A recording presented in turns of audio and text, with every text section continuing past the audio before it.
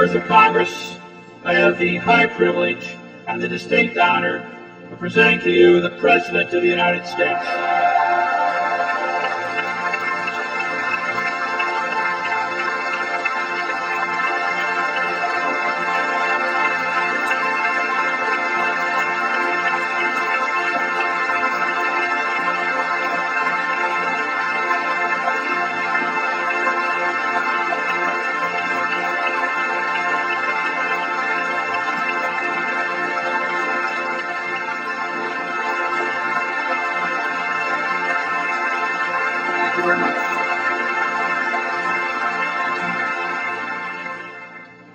Mr. Speaker, Vice President Cheney, members of Congress, distinguished citizens and fellow citizens.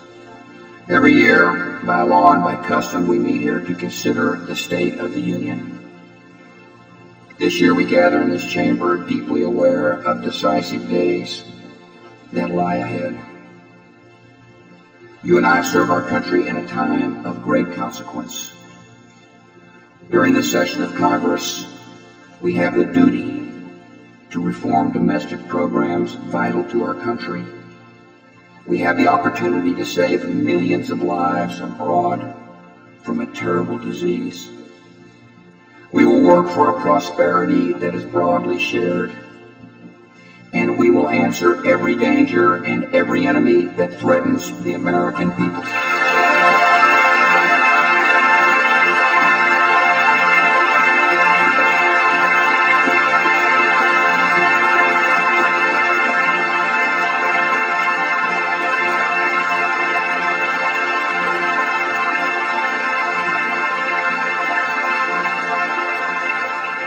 In all these days of promise, in days of reckoning, we can be confident. In a world of change and hope and peril, our faith is sure, our resolve is firm, and our union is strong.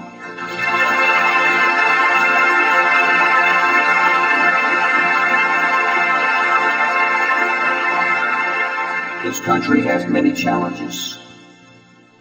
We will not deny, we will not ignore, we will not pass along our problems to other Congresses, to other presidents, and other generations.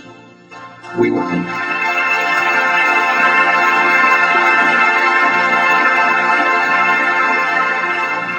confront them with focus and clarity and courage. During the last 2 years, we have seen what can be accomplished when we work together.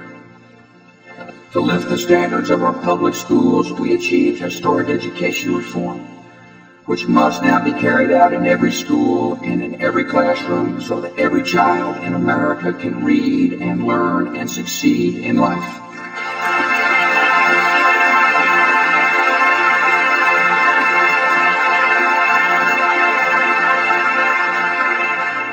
To protect our country, we reorganized our government and created the Department of Homeland Security, which is mobilizing against the threats of the new era. To bring our economy out of recession, we delivered the largest tax relief in a generation.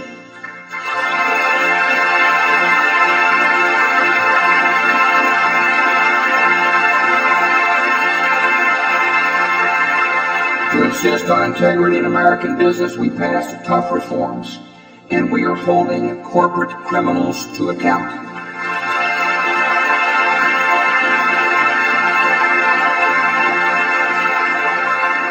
Some might call this a good record. I call it a good start.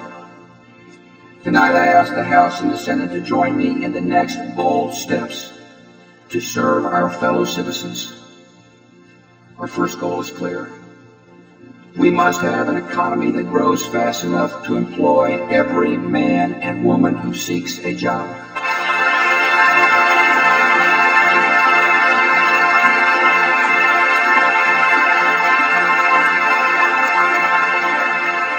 After recession, terrorist attacks, corporate scandals, and stock market declines, our economy is recovering. Yet it's not growing fast enough. or strongly enough. With unemployment rising, our nation needs more small businesses to open, more companies to invest and expand, more employers to put up the sign that says, "Help Wanted."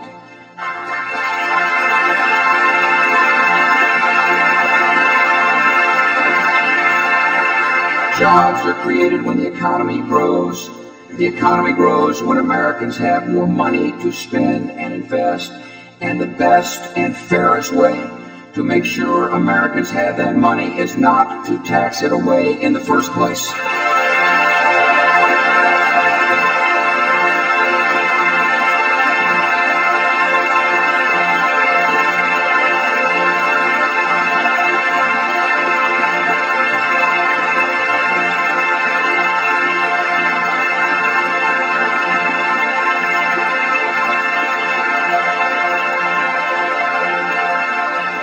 I am proposing that all the income tax reductions set for 2004 and 2006 be made permanent and effective this year.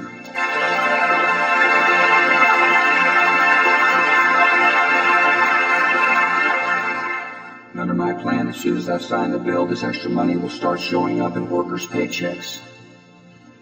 Instead of gradually reducing the marriage penalty, we should do it now.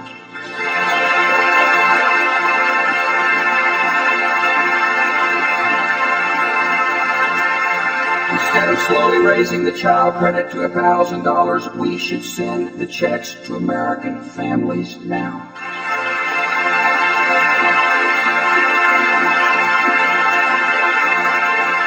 This tax relief is for everyone who pays income taxes, and it will help our economy immediately. 92 million Americans will keep this year an average of almost $1,100 more of their own money. A family of four with an income of $40,000 would see their federal income taxes fall from $1,178 to $45 per year.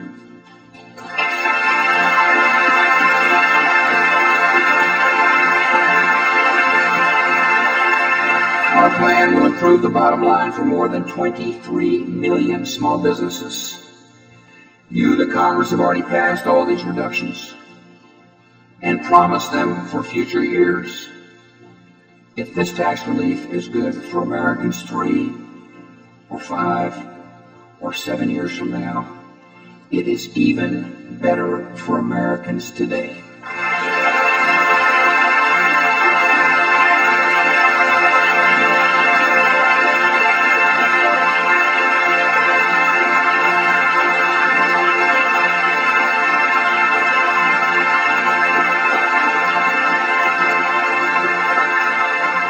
We should also strengthen the economy by treating investors equally in our tax laws. It's fair to tax a company's profits. It is not fair to again tax the shareholder on the same profits.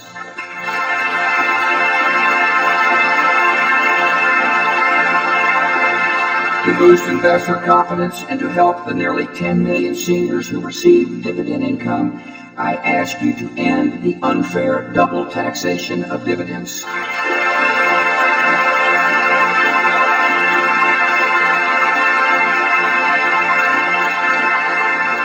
Lower taxes and greater investment will help this economy expand. More jobs mean more taxpayers and higher revenues to our government. The best way to address the deficit and move toward a balanced budget is to encourage economic growth and to show some spending discipline in Washington, D.C.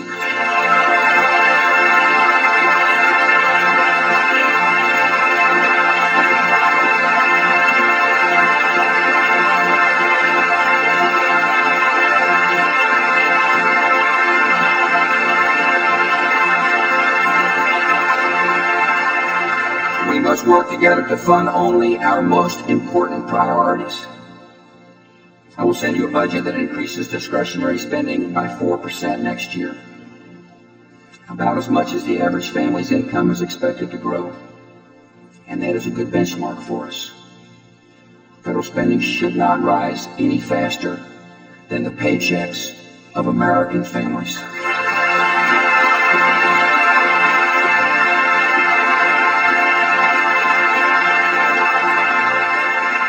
The growing economy and a focus on essential priorities will be crucial to the future of Social Security. As we continue to work together to keep Social Security sound and reliable, we must offer younger workers a chance to invest in retirement accounts that they will control and they will own.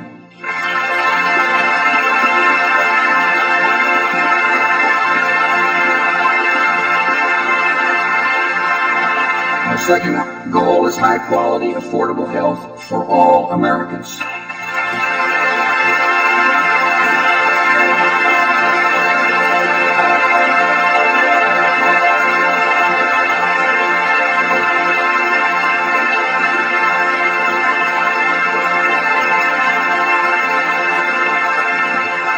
The American system of medicine is a model of skill and innovation, with a pace of discovery that is adding good years to our lives. Yet for many people, medical care costs too much, and many have no health coverage at all. These problems will not be solved with a nationalized healthcare system that dictates coverage and rations care.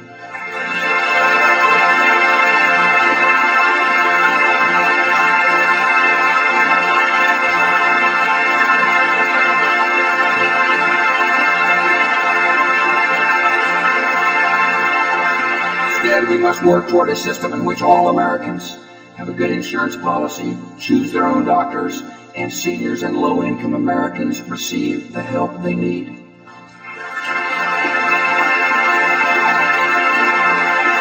Instead of bureaucrats and trial lawyers and HMOs, we must put doctors and nurses and patients back in charge of American medicine.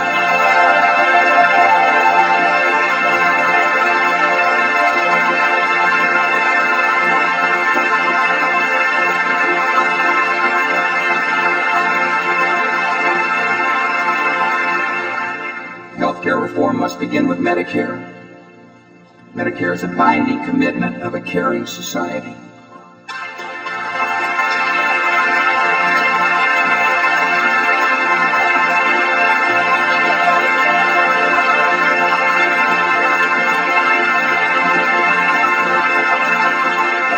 We must renew that commitment by giving seniors access to preventive medicine and new drugs that are transforming healthcare in America.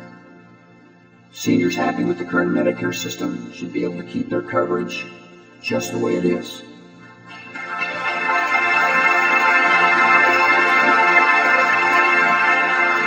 And just like you, the members of Congress and your staffs and other federal employees, all seniors should have the choice of a healthcare plan that provides prescription drugs.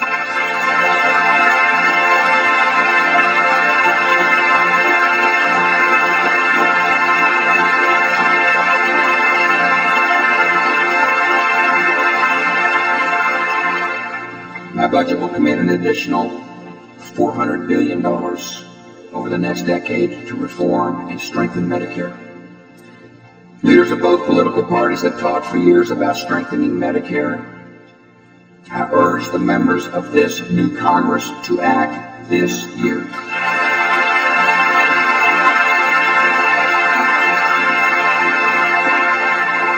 To improve our healthcare system, we must address one of the prime causes of higher cost: the constant threat that physicians and hospitals will be unfairly sued.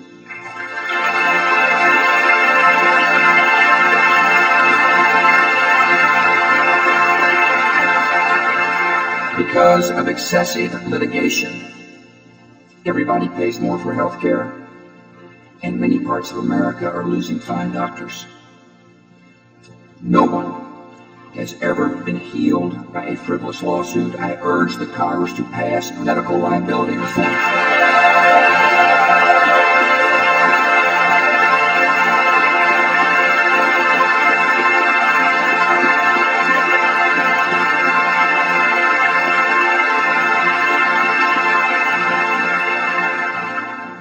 Our third goal is to promote energy independence for our country while dramatically improving the environment. I have sent you a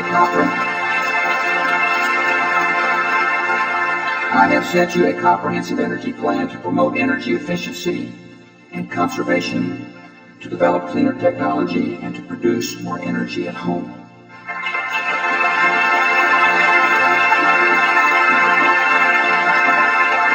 I have sent you Clear Skies legislation that mandates a 70% cut in air pollution from power plants over the next 15 years.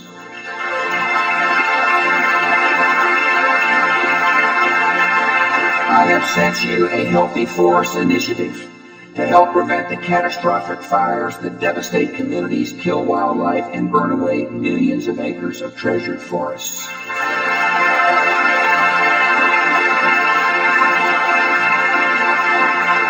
I urge you to pass these measures for the good of both our environment and our economy.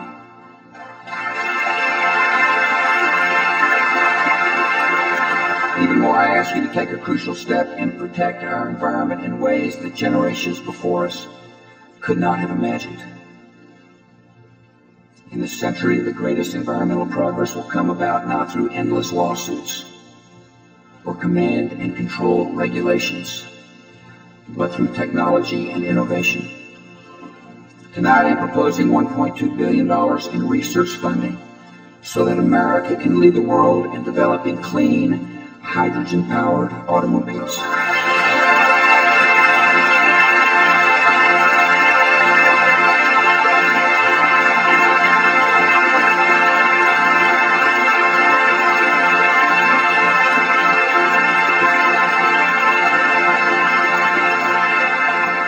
A simple chemical reaction between hydrogen and oxygen generates energy, which can be used to power a car, producing only water, not exhaust fumes.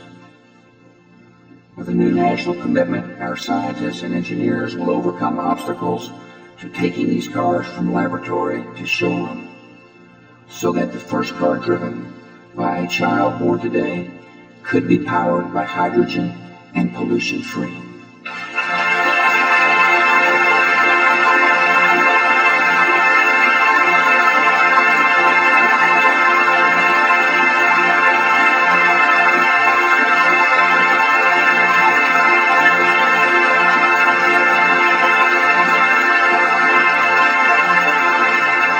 Join me in this important innovation to make our air significantly cleaner and our country much less dependent on foreign sources of energy.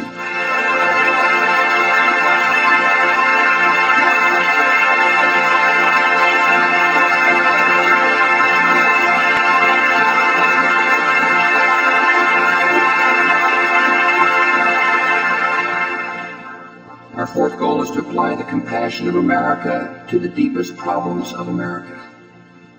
For so many in our country, the homeless and the fatherless, the addicted, the need is great. Yet there is power, wonder-working power, in the goodness and idealism and faith of the American people.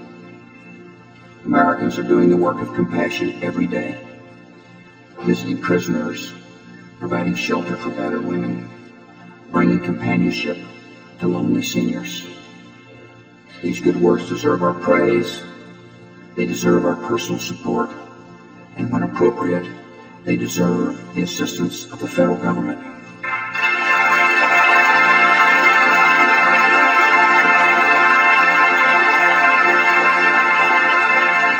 I urge you to pass both my faith-based initiative and the Citizen Service Act to encourage acts of compassion that can transform America one heart and one soul at a time.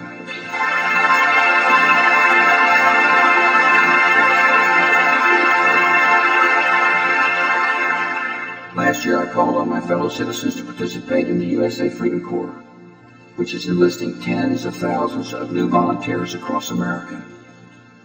Tonight, I ask Congress and the American people to focus the spirit of service and the resources of government on the needs of some of our most vulnerable citizens. Boys and girls trying to grow up without guidance and attention, and children who have to go through a prison gate to be hugged by their mom or dad. I propose a $450 million initiative to bring mentors to more than 1 million disadvantaged junior high students and children of prisoners. Government will support the training and recruiting of mentors. Yet it is the men and women of America who will fill the need. One mentor, one person, can change a life forever, and I urge you to be that one person.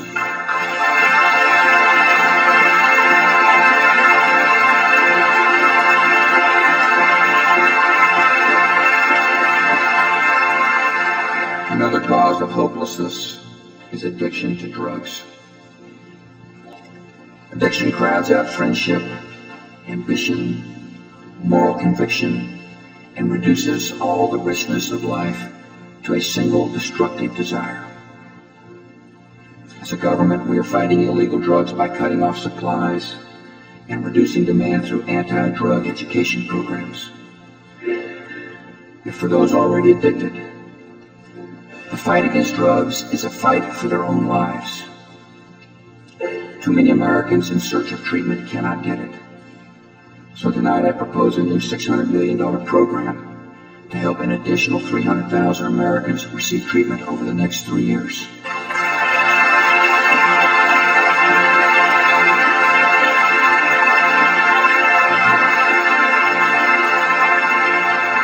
Our nation is blessed with recovery programs that do amazing work. One of them is found at the Healing Place Church in Baton Rouge, Louisiana. A man in the program said, "God does miracles in people's lives, and you never think it could be you." Tonight, let us bring to all Americans who struggle with drug addiction this message of hope. The miracle of recovery is possible, and it could be you.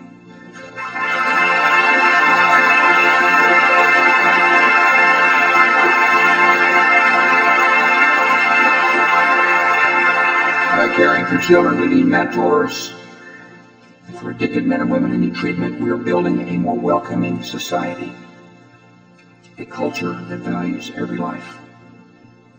And in this work, we must not overlook the weakest among us. I ask you to protect infants at the very hour of their birth and end the practice of partial birth abortion.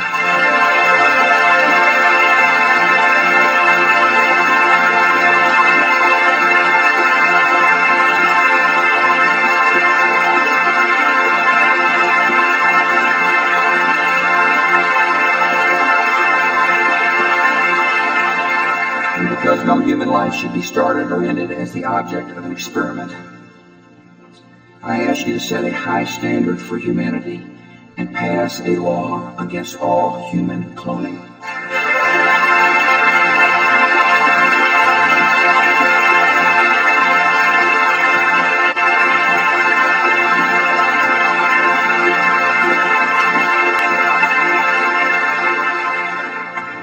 The qualities of courage and compassion that we strive for in America also determine our conduct abroad. The American flag stands for more than our power and our interests. Our founders dedicated this country to the cause of human dignity, the rights of every person, and the possibilities of every life. This conviction leads us into the world to help the afflicted and defend the peace and confound the designs of evil men. In Afghanistan, we help to liberate an oppressed people, and we will continue helping them secure their country, rebuild their society, and educate all their children, boys and girls.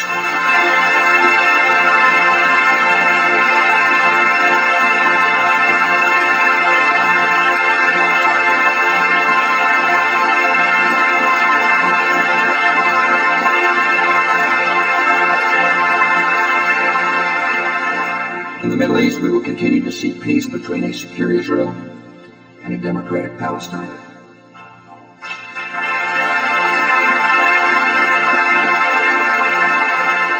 Across the earth, America is feeding the hungry.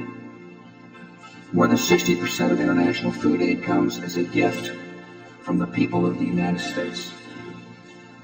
As our nation moves troops and builds alliances to make our world safer, we must also remember our calling as a blessed country is to make the world better. Today, on the continent of Africa, nearly 30 million people have the AIDS virus, including 3 million children under the age of 15. There are whole countries in Africa where more than 1/3 of the adult population carries the infection. More than 4 million require immediate drug treatment. Yet across that continent, only 50,000 AIDS victims, only 50,000, are receiving the medicine they need. Because the AIDS diagnosis is considered a death sentence, many do not seek treatment. Almost all who do are turned away. The doctor in rural South Africa describes his frustration. He says, "We have no medicines. Many hospitals tell people, you've got AIDS. We can't help you. Go home and die." In an age of miraculous medicines, no person should have to hear those words.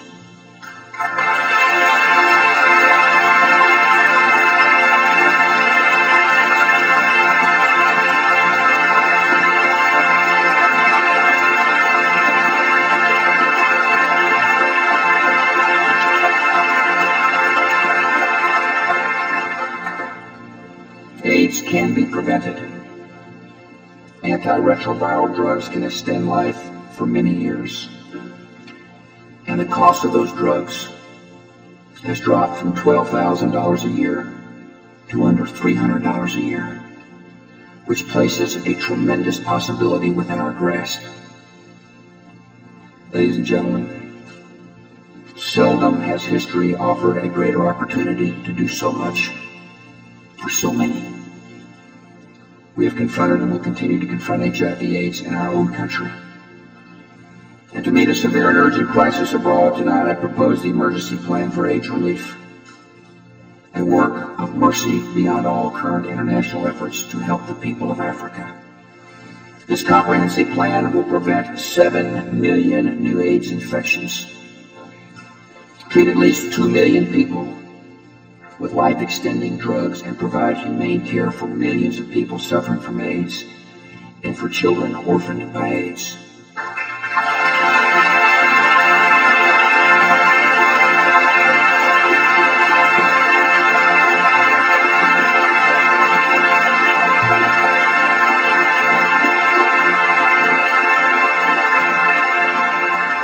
I ask the Congress to commit $15 billion over the next 5 years, including nearly $10 billion in new money, to turn the tide against AIDS in the most afflicted nations of Africa and the Caribbean.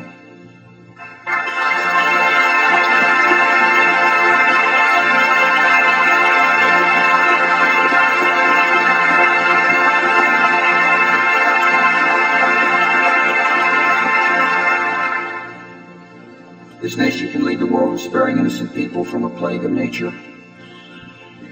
And this nation is leading the world in confronting and defeating the man-made evil of international terrorism.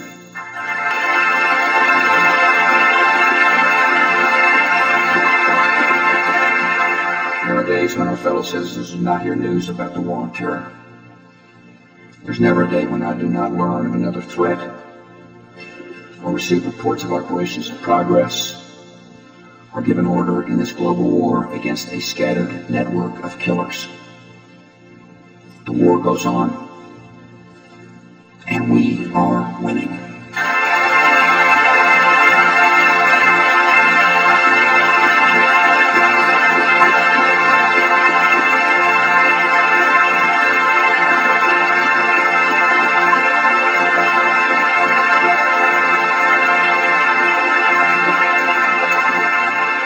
To date, we have arrested or otherwise dealt with many key commanders of Al-Qaeda. They include a man who directed logistics and funding for the September the 11th attacks, the chief of Al-Qaeda operations in the Persian Gulf who planned the bombings of our embassies in East Africa and the USS Cole, an Al-Qaeda operations chief from Southeast Asia, former director of Al-Qaeda's training camps in Afghanistan, key Al-Qaeda operative in Europe, major Al-Qaeda leader in Yemen. All told, more than 3,000 suspected terrorists have been arrested in many countries. Many others have met a different fate. To put it this way, they're no longer a problem to the United States and our friends and allies.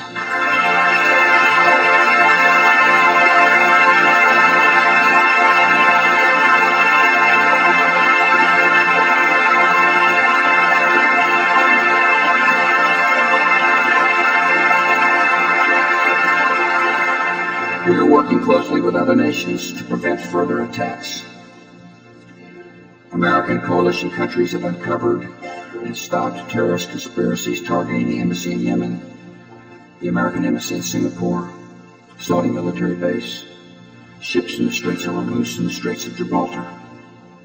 We've broken Al-Qaeda cells in Hamburg, Milan, Madrid, London, Paris, as well as Buffalo, New York. We have the terrorists on the run. We're keeping them on the run. One by one, the terrorists are learning the meaning of American justice.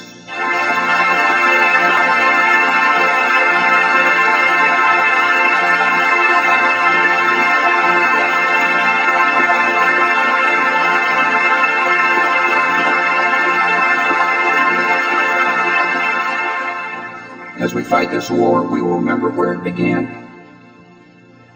Here in our own country. This government is taking unprecedented measures to protect our people and defend our homeland. We've intensified security at the borders and ports of entry, posted more than 50,000 newly trained federal screeners in airports, begun inoculating troops and first responders against smallpox, and are deploying the nation's first early warning network of sensors to detect biological attack. And this year, for the first time, we're beginning to field a defense to protect this nation against ballistic missiles.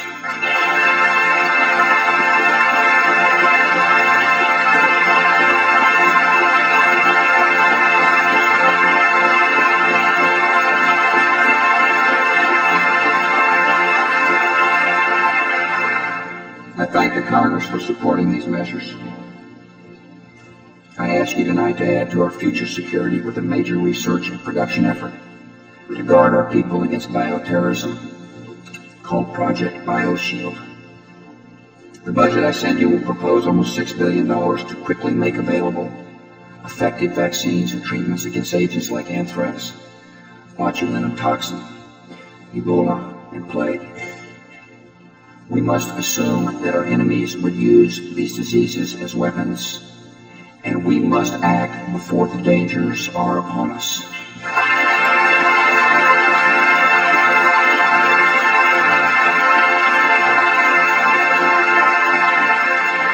Since September the 11th, our intelligence and law enforcement agencies have worked more closely than ever to track and disrupt the terrorists.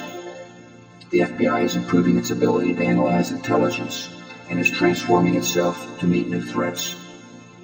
Tonight I am instructing the leaders of the FBI, the CIA, the Homeland Security, and the Department of Defense to develop a terrorist threat integration center to merge and analyze all threat information in a single location. Our government must have the very best information possible, and we will use it to make sure the right people are in the right places to protect all our citizens.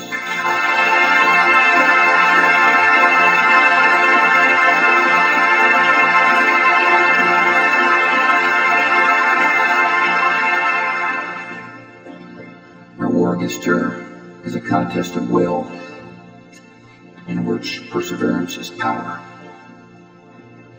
In the ruins of two towers at the western wall of the Pentagon, on a field in Pennsylvania, this nation made a pledge, and we renew that pledge tonight. Whatever the duration of this struggle and whatever the difficulties, we will not permit the triumph of violence in the affairs of men. Free people will set the course of history.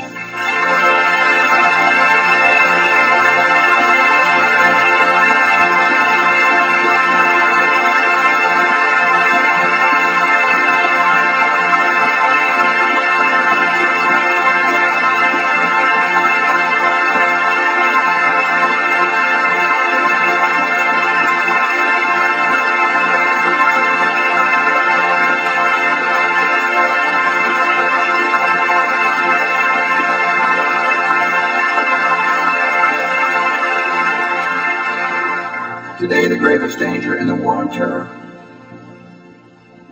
the greatest danger facing America and the world, is outlaw regimes that seek and possess nuclear, chemical, and biological weapons. These regimes could use such weapons for blackmail, terror, and mass murder. They could also give or sell those weapons to terrorist allies who would use them without the least hesitation. This threat is new. America's duty is familiar. Throughout the 20th century, small groups of men seized control of great nations, built armies and arsenals, and set out to dominate the weak and intimidate the world. In each case, their ambitions of cruelty and murder had no limit. In each case, the ambitions of Hitlerism, militarism, and communism were defeated by the will of free peoples, by the strength of great alliances, and by the might of the United States of America.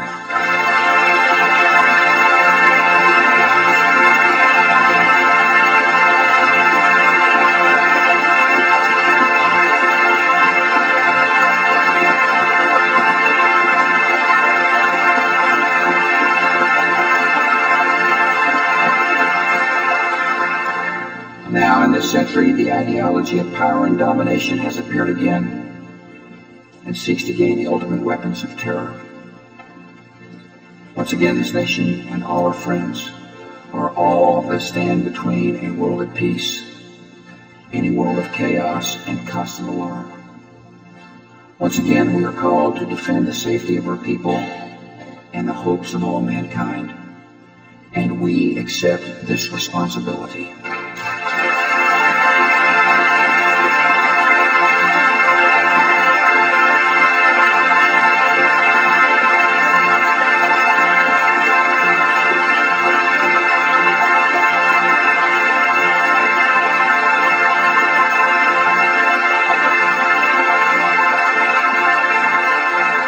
America is making a broad and determined effort to confront these dangers. We've called on the United Nations to fulfill its charter and stand by its demand that Iraq disarm. We are strongly supporting the International Atomic Energy Agency in its mission to track and control nuclear materials around the world. We are working with other governments to secure nuclear materials in the former Soviet Union and to strengthen global treaties banning the production and shipment of missile technologies and weapons of mass destruction. In all these efforts, however, America's purpose is more than to follow a process. It is to achieve a result, the end of terrible threats to the civilized world. All three nations have a stake in preventing sudden and catastrophic attacks, and we're asking them to join us, and many are doing so. Yet the course of this nation does not depend on the decisions of others.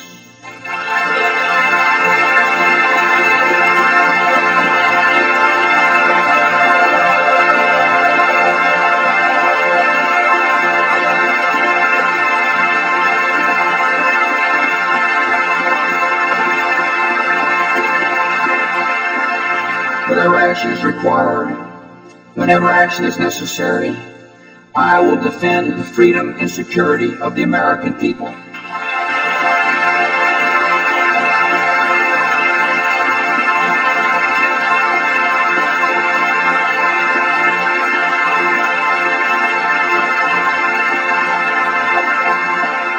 Different threats require different strategies. In Iran, we continue to see a government that represses its people, pursues weapons of mass destruction, and supports terror. We also see Iranian citizens risking intimidation and death as they speak out for liberty and human rights and democracy.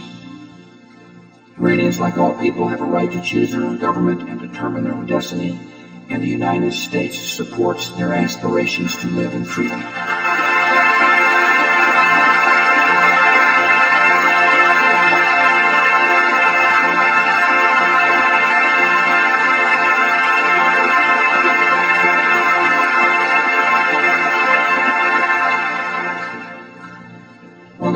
Peninsula, an oppressive regime rules of people living in fear and starvation. Throughout the 1990s, the United States relied on a negotiated framework to keep North Korea from gaining nuclear weapons. We now know that that regime was deceiving the world and developing those weapons all along. And today, the North Korean regime is using its nuclear program to incite fear and seek concessions. America and the world will not be blackmailed.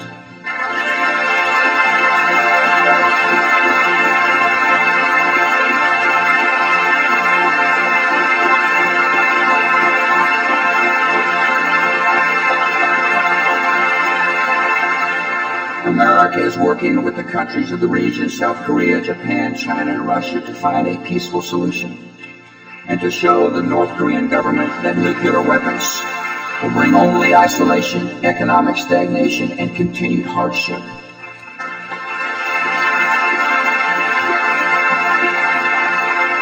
The North Korean regime will find respect in the world and revival for its people only when it turns away from its nuclear ambitions.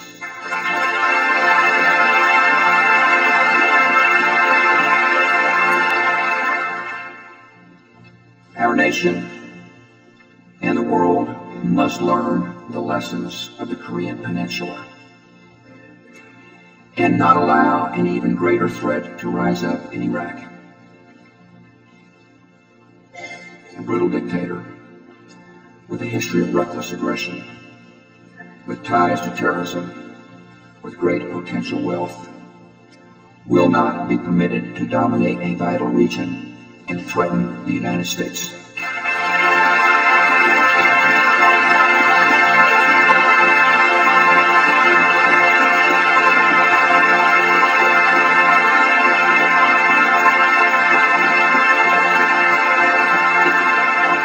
12 years ago, Saddam Hussein faced the prospect of being the last casualty in a war he had started and lost.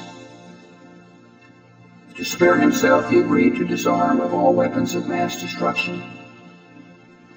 For the next 12 years, he systematically violated that agreement. He pursued chemical, biological, and nuclear weapons, even while inspectors were in his country. Nothing to date has restrained him from his pursuit of these weapons. Not economic sanctions, not isolation from the civilized world, not even cruise missile strikes on his military facilities. Almost 3 months ago, the United Nations Security Council gave Saddam Hussein his final chance to disarm. He has shown instead utter contempt for the United Nations and for the opinion of the world. The 108 UN inspectors were not sent to conduct a scavenger hunt for hidden materials across a country the size of California. The job of the inspectors is to verify that Iraq's regime is disarming. It is up to Iraq to show exactly where it is hiding its banned weapons, lay those weapons out for the world to see, and destroy them as directed. Nothing like this has happened. The United Nations concluded in 1999 that Saddam Hussein had biological weapons sufficient to produce over 25,000 liters of anthrax, enough doses to kill several million people. He hasn't accounted for that material. He has given no evidence that he has destroyed it. The United Nations concluded that Saddam Hussein had material sufficient to produce more than 38,000 liters of botulinum toxin, enough to subject millions of people to death by respiratory failure. He hadn't accounted for that material. He's given no evidence that he has destroyed it. Our intelligence officials estimate that Saddam Hussein had the materials to produce as much as 500 tons of sarin, mustard, and VX nerve agent. In such quantities, these chemical agents could also kill untold thousands. He's not accounted for these materials. He has given no evidence that he has destroyed them. U.S. intelligence indicates that Saddam Hussein had upwards of 30,000 munitions capable of delivering chemical agents. Inspectors recently turned up 16 of them, despite Iraq's recent declaration denying their existence. Saddam Hussein has not accounted for the remaining 29,984 of these prohibited munitions. He's given no evidence that he has destroyed them. From 3 Iraqi defectors, we know that Iraq in the late 1990s had several mobile biological weapons labs. These are designed to produce germ warfare agents and can be moved from place to place to evade inspectors. Saddam Hussein has not disclosed these facilities. He's given no evidence that he has destroyed them. The International Atomic Energy Agency confirmed in the 1990s that Saddam Hussein had an advanced nuclear weapons development program, had a design for a nuclear weapon, and was working on 5 different methods of enriching uranium for a bomb. The British government has learned that Saddam Hussein recently sought significant quantities of uranium from Africa. Our intelligence sources tell us that he has attempted to purchase high-strength aluminum tubes suitable for nuclear weapons production.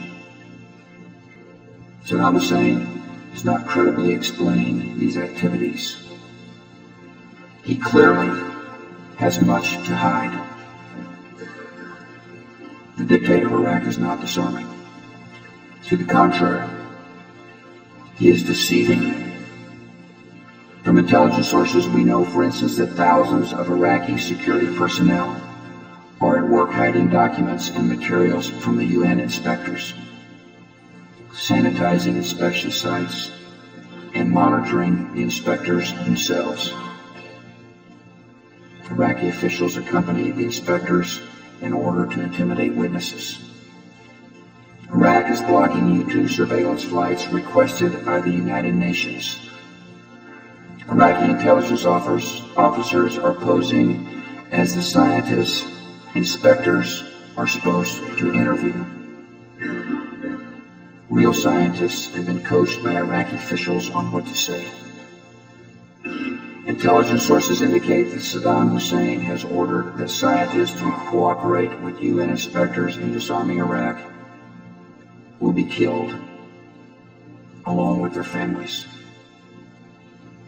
Year after year, Saddam Hussein has gone to elaborate lengths, spending enormous sums, taken great risks to build and keep weapons of mass destruction. But why? The only possible explanation, the only possible use he could have for those weapons is to dominate, intimidate, or attack. With nuclear arms or a full arsenal of chemical and biological weapons, Saddam Hussein could resume his ambitions of conquest in the Middle East and create deadly havoc in that region. And this Congress and the American people must recognize another threat. Evidence from intelligence sources, secret communications, and statements by people now in custody reveal that Saddam Hussein aids and protects terrorists, including members of Al-Qaeda. Secretly, and without fingerprints, he could provide one of his hidden weapons to terrorists or help them develop their own. Before September the 11th, many in the world believed that Saddam Hussein could be contained. But chemical agents, lethal viruses, and shadowy terrorist networks are not easily contained. Imagine those 19 hijackers with other weapons and other plans, this time armed by Saddam Hussein. Take one vial, one canister, one crate, slip into this country to bring a day of horror like none we have ever known. We will do everything in our power to make sure that that day never comes.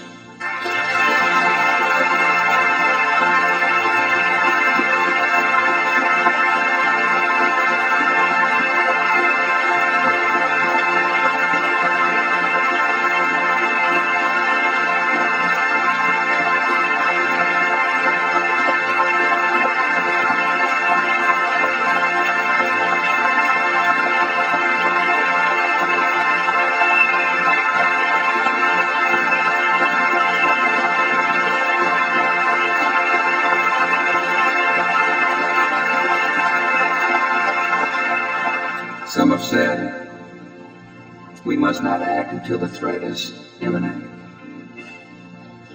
Since when have terrorists and tyrants announced their intentions, politely putting us on notice before they strike? If this threat is permitted to fully and suddenly emerge, all actions, all words, and all recriminations would come too late. Trusting in the sanity and restraint of Saddam Hussein is not a strategy, and it is not an option.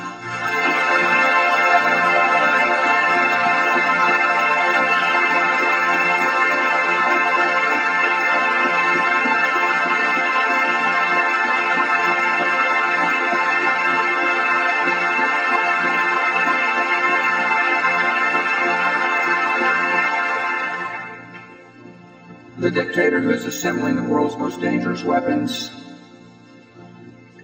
has already used them on whole villages, leaving thousands of his own citizens dead, blind, or disfigured. Iraqi refugees tell us how forced confessions are obtained by torturing children while their parents are made to watch. International human rights groups have cataloged other methods used in the torture chambers of Iraq. Electric shock, burning with hot irons, dripping acid on the skin, mutilation with electric drills, cutting out tongues, and rape. If this is not evil, then evil has no meaning.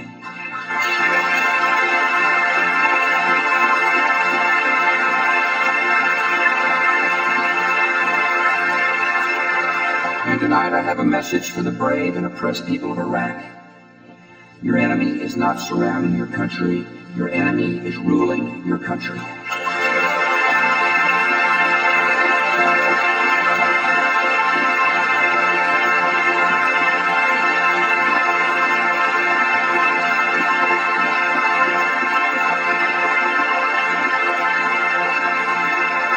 And the day he and his regime are removed from power will be the day of your liberation.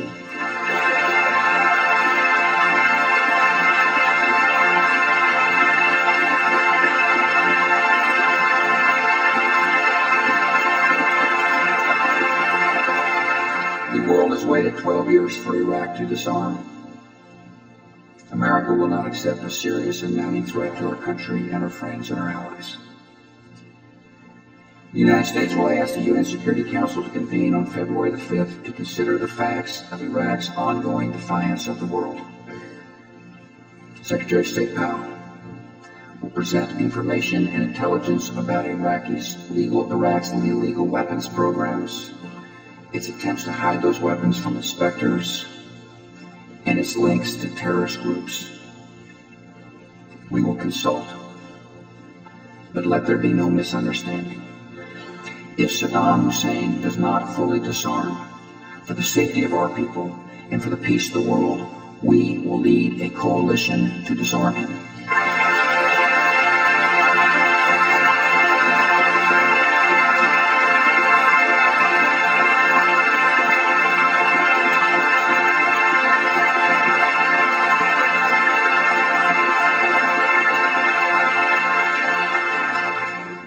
Tonight I have a message for the men and women who will keep the peace. Members of the American Armed Forces. Many of you are assembling in or near the Middle East, and some crucial hours may lay ahead. In those hours, the success of our cause will depend on you. Your training has prepared you. Your honor will guide you. You believe in America, and America believes in you.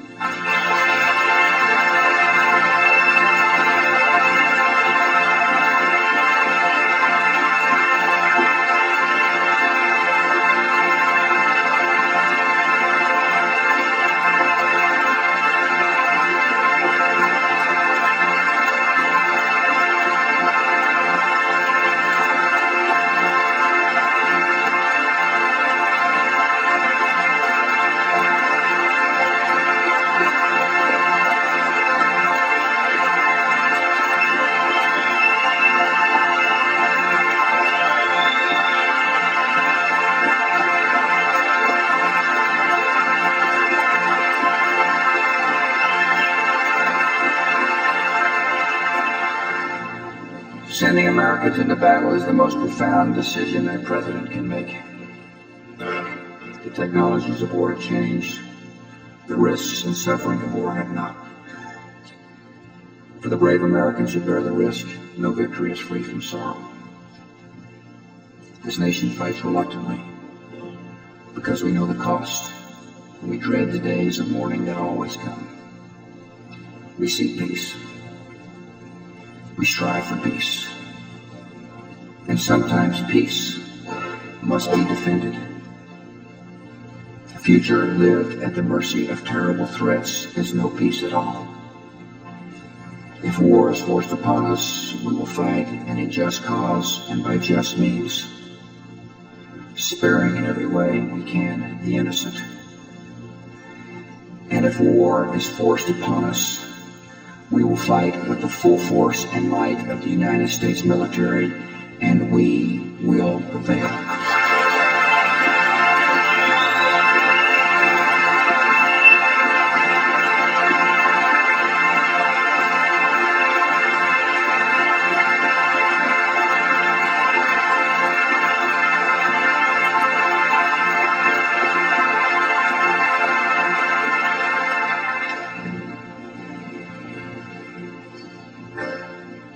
As we and our coalition partners are doing in Afghanistan,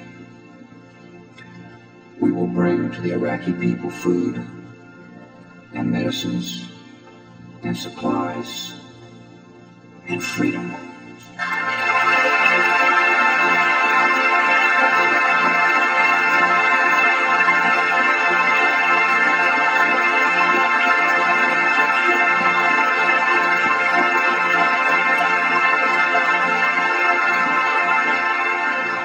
Many challenges abroad and at home have arrived in a single season.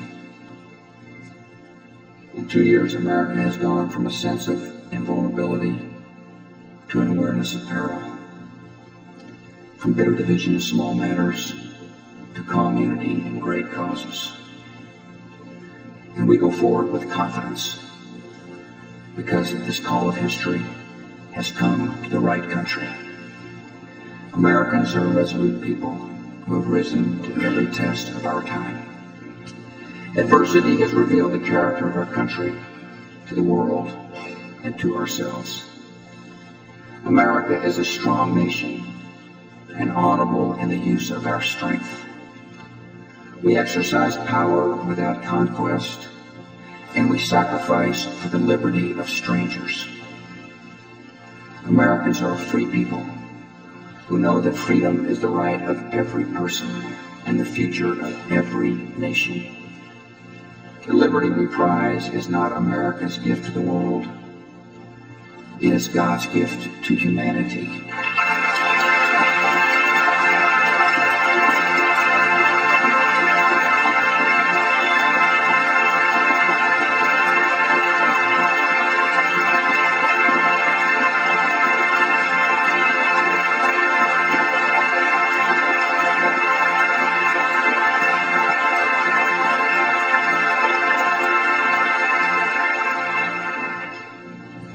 We Americans have faith in ourselves, but not in ourselves alone. We do not claim to know all the ways of providence, yet we can trust in them, placing our confidence in the loving God behind all of life and all of history. May He guide us now, and may God continue to bless the United States of America.